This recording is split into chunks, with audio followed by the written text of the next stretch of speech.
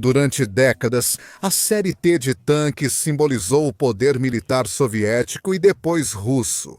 Ela simbolizava poder mecanizado, uma grande máquina de aço criada para dominar as planícies da Europa. A imagem do tanque da série T, baixo e produzido em massa, simbolizava o poder de Moscou. No entanto, 2 anos após o início da invasão em grande escala da Ucrânia, a Rússia viu a imagem da série T ser destruída, milhares de pedaços em chamas espalhados pelas estepes.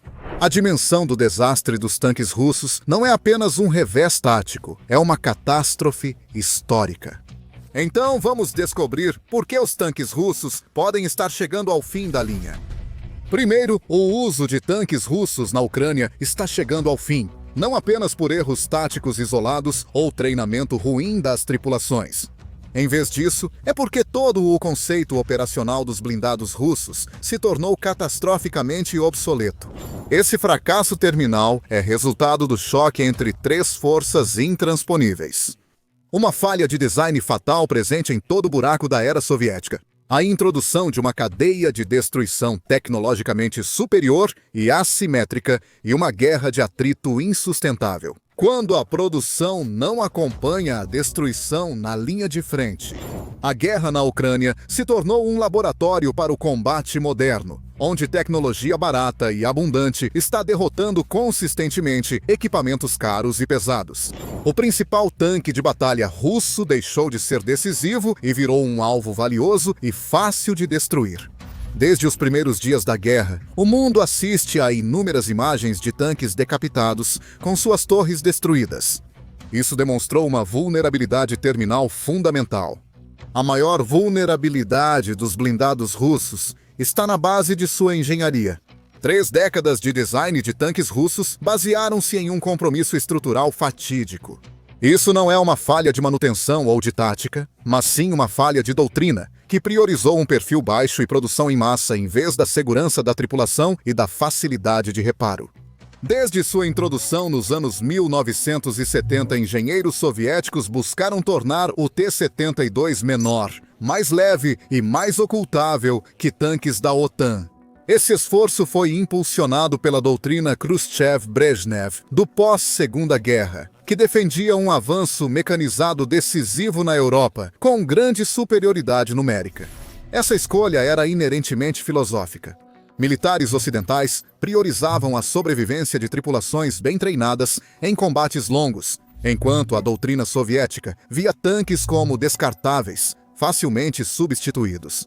Isso trouxe uma vantagem importante nas métricas. A apresentação em posição de casco oculto e a altura total do T-72, 2,19 metros, eram substancialmente menores do que as de seus equivalentes ocidentais. O M1 Abrams da OTAN, com 2,39 metros, e o Leopard 2 alemão, com 2,48 metros. Essa silhueta pequena era uma prioridade importante de design para posições defensivas e para evitar a detecção em um conflito europeu de grande escala. Os tanques da série T são notoriamente apertados, o que aumenta o cansaço da tripulação e dificulta as operações, diferente dos tanques da OTAN, que têm compartimentos mais espaçosos. Para superar essa limitação de espaço, foi preciso reduzir peso e custos. O principal meio de alcançar isso foi a incorporação de um carregador automático. Esse mecanismo substituiu o municiador, permitindo ao tanque operar com 3 tripulantes e reduzindo significativamente o volume total do veículo. Apesar dos engenheiros otimizarem tamanho e peso com um carregador automático, isso trouxe um custo oculto e fatal ao layout interno e à ergonomia da tripulação. A escolha do design do carregador automático resultou na maior fraqueza do tanque: armazenamento da munição do canhão. Um carrossel com 22 a 40 projéteis, altamente explosivos e cargas de propelente volátil fica em um anel sob a torre e o compartimento da tripulação. Esse posicionamento, necessário para manter o perfil baixo, transforma o tanque em uma enorme bomba volátil esperando por um pequeno estopim. Essa falha estrutural inerente está presente em todo o espectro dos blindados utilizáveis da Rússia, incluindo o T-64 original, o amplamente utilizado T-80 e o modelo de ponta atual, o T-90. Quando um projétil inimigo atravessa a blindagem lateral ou inferior e acerta o carrossel, ocorre uma reação em cadeia descontrolada. Essa detonação interna resulta em uma explosão massiva, incontrolável e catastrófica. A carga inicial incendeia as cargas propelentes ao redor, transformando o interior do tanque em uma fornalha de alta pressão. O aumento de pressão dentro do casco selado é instantâneo e enorme, forçando a explosão a escapar pelo ponto mais fraco, o anel da torre. O resultado é o infame efeito Jack in the Box, onde a torre de 12 toneladas é violentamente arrancada do chassi e lançada para o alto.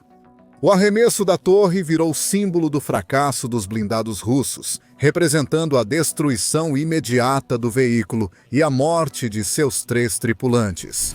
Em contraste, os projetos modernos da OTAN priorizam a sobrevivência da tripulação. Tanques como o Abrams e o Leopard 2 guardam a munição em um compartimento blindado na traseira da torre, chamado Turret Bustle. A área de armazenamento é isolada da tripulação por uma antepara blindada com painéis de alívio de explosão. Folhas leves projetadas para ceder e direcionar a força de qualquer explosão de munição para fora e para cima, longe da tripulação. Esse design significa que, embora um Abrams ainda possa ser destruído, sua tripulação frequentemente sobrevive, permitindo que escapem e que o veículo seja recuperado para reparo. Esse design troca um perfil mais alto pela sobrevivência da tripulação e chance de recuperar o veículo. A doutrina é clara. Um acerto em um tanque russo resulta em destruição total. Um acerto em um Abrams geralmente só imobiliza o veículo, com a tripulação sobrevivendo. Para a Rússia, as consequências dessa falha de projeto são duplas. A perda material geralmente é total, pois um T-Series atingido dificilmente é recuperado, causando desgaste estratégico irrecuperável. Segundo, e mais criticamente, a perda de tripulações experientes e altamente treinadas é instantânea. Tanques podem ser trocados por modelos antigos, mas não os tripulantes experientes. Essa perda contínua de capital humano é um desgaste exponencial na capacidade das Forças Armadas russas de conduzir operações complexas de armas combinadas. A vulnerabilidade estrutural do tanque russo, que antes era um risco aceitável no cálculo da guerra de blindados da Guerra Fria, agora é explorada por uma cadeia de destruição tecnologicamente superior e assimétrica. O campo de batalha evoluiu de metal pesado para sensores de precisão, sistemas baratos em massa e guerra eletrônica constante. No início da guerra, a chegada de mísseis antitanque guiados avançados do Ocidente deu às forças ucranianas uma vantagem imediata e decisiva. O FGM-148 Javelin dos Estados Unidos da América e o NLAW do Reino Unido e Suécia mostraram-se devastadores por neutralizarem a blindagem frontal dos tanques russos. O míssil Javelin é famoso por seu perfil de voo único de ataque pelo topo. Lançado por um soldado de infantaria, o míssil sobe centenas de metros e desce para atingir o teto do tanque, onde a blindagem é mais fina, frequentemente protegida por alguns centímetros de aço. Essa tática contorna a placa de glacis grossa e reforçada que a doutrina soviética enfatizava. Além disso, a ogiva de carga tandem do Javelin derrota facilmente a proteção reativa das blindagens modernas. A mais recente blindagem reativa explosiva da Rússia, como os sistemas Relikt ou o novo Malakit, encontrados no T-90M, exige engenharia complexa para derrotar múltiplas cargas que chegam ao mesmo tempo. A ogiva tandem garante que a primeira carga menor detone os blocos de ERA, abrindo caminho para que a segunda carga principal penetre o aço subjacente. Isso tornou os sistemas ERA da Rússia, que antes eram considerados proteção de última geração, em grande parte obsoletos contra mísseis de alta tecnologia. O impacto psicológico do Javelin é tão significativo quanto seu poder destrutivo. Sua função de disparar e esquecer, graças ao buscador infravermelho, permite ao operador travar no alvo pela assinatura térmica do tanque e buscar cobertura antes do impacto, aumentando a sobrevivência da infantaria. Essa dinâmica fez de estradas, florestas e áreas urbanas possíveis pontos de emboscada, criando uma defesa descentralizada que as colunas blindadas russas não conseguiram superar. A habilidade de atacar de forma devastadora e precisa a partir de posições ocultas é o núcleo da guerra assimétrica moderna. Os ATGMs causaram os primeiros danos, mas a ameaça constante aos blindados russos vem dos drones kamikaze First Person View, produzidos em massa e a baixo custo. Esses sistemas, que custam cerca de $500 cada, menos que um projétil de tanque, atuam como mini-mísseis anti-tanque, criando uma destruição persistente 24 horas por dia. A proliferação de drones tornou a linha de frente muito transparente em 10 a 20 quilômetros, impedindo blindados russos de manobrar sem serem vistos. A mudança tática é profunda.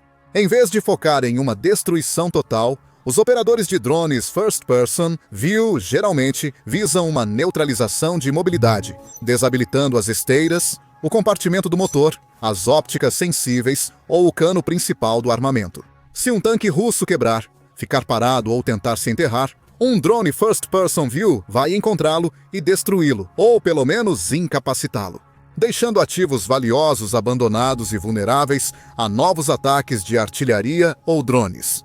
O volume impressiona. Relatórios apontam que as forças ucranianas implantam mais de 50 mil drones First Person View por mês.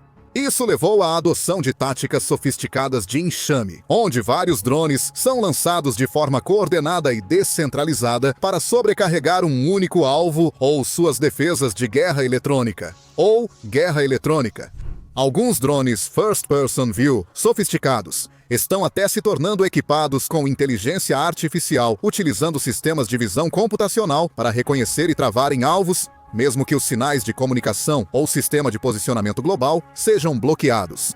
Enquanto isso, o uso de munições vagantes, como a Lancet de fabricação russa contra veículos de apoio e unidades de artilharia autopropulsada, garante que a cadeia logística necessária para apoiar os tanques também esteja sob pressão constante e intensa, contribuindo para a crise sistêmica de logística.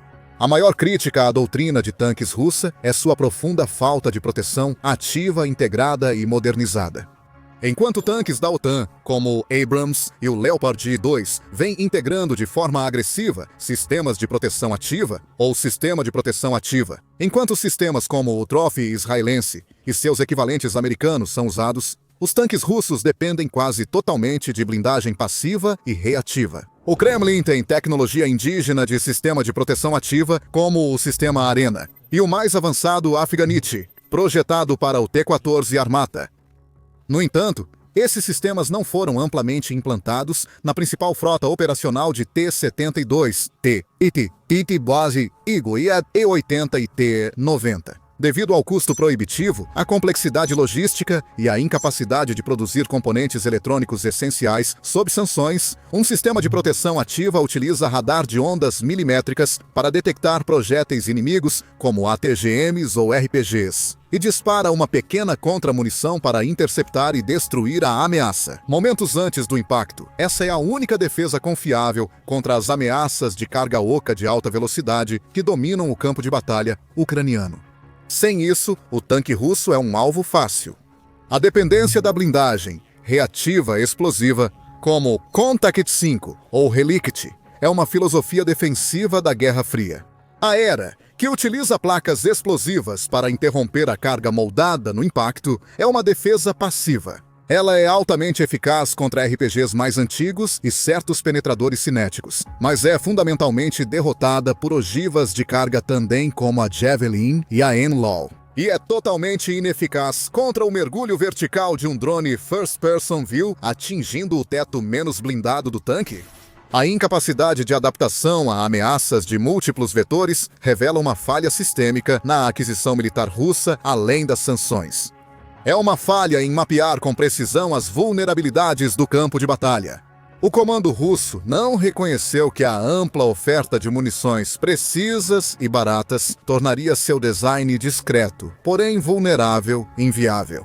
Sem sistema de proteção ativa integrado, os blindados russos, mesmo com algumas atualizações, seguem como alvos passivos. Em um teatro moderno dominado por defesa ativa, cada acerto bem-sucedido em um alvo passivo provavelmente resulta em uma destruição catastrófica, amplificando o efeito letal da falha de design da série T.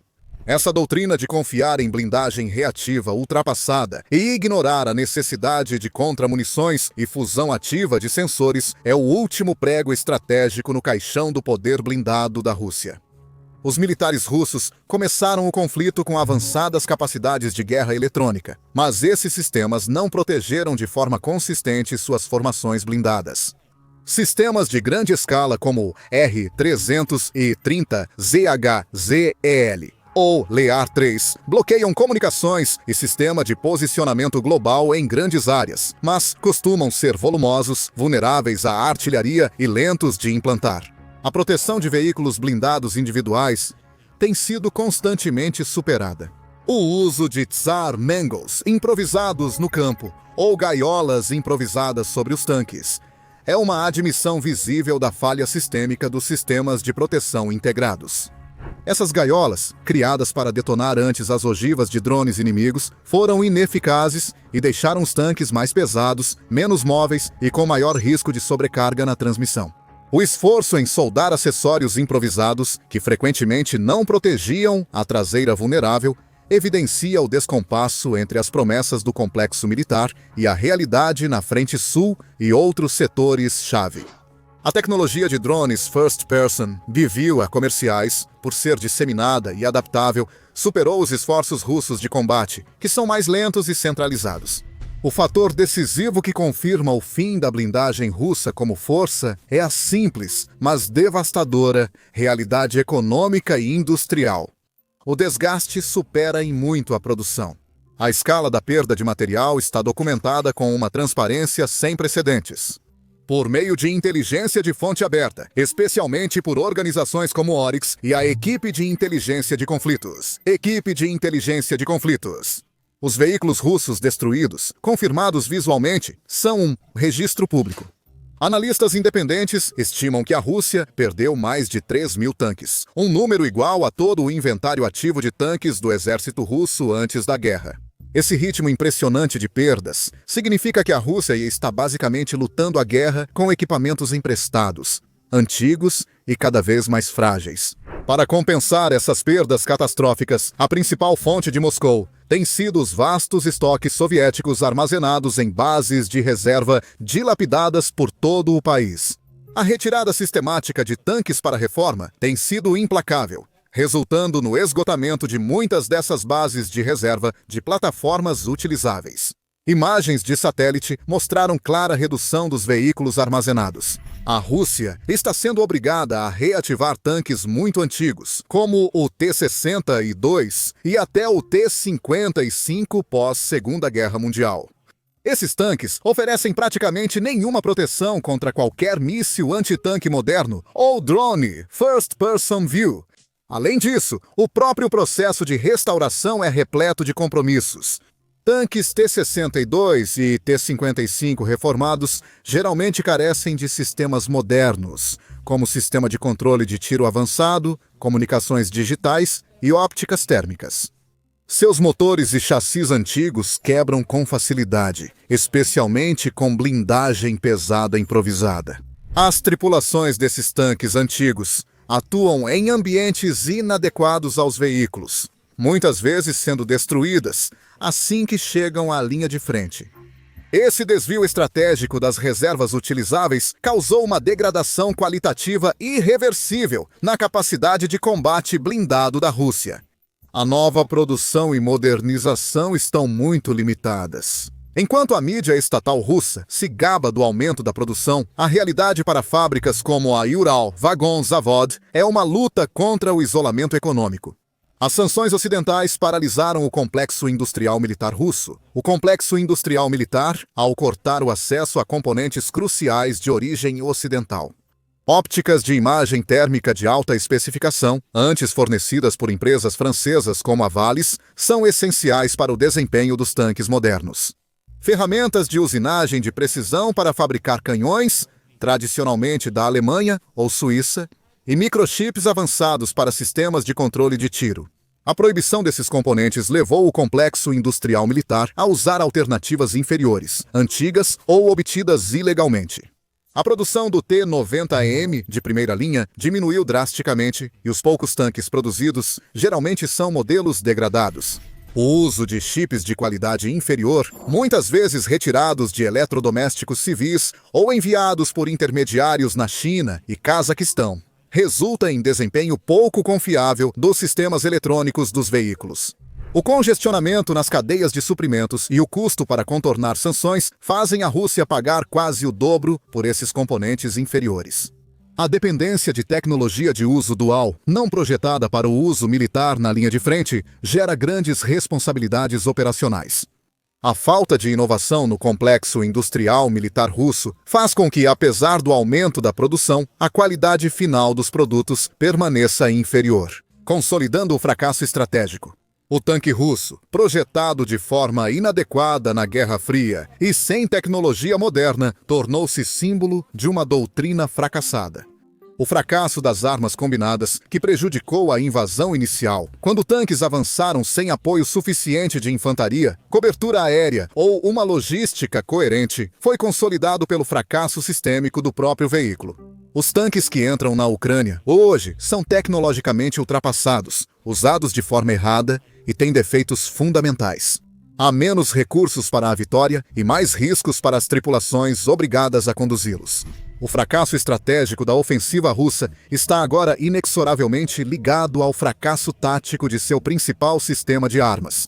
O tanque russo não é mais uma ponta de lança blindada. Agora, ele é uma pira funerária móvel, cujas falhas de design inerentes foram perfeitamente exploradas pela combinação de sistemas antitanque de alta tecnologia e drones de baixo custo produzidos em massa. A incapacidade de Moscou de adaptar sua indústria e doutrina tática resultou na lenta destruição de suas antes temidas forças blindadas. O fracasso do tanque da série T, portanto, não é um revés temporário, mas um indicador permanente do declínio da Rússia como potência militar moderna.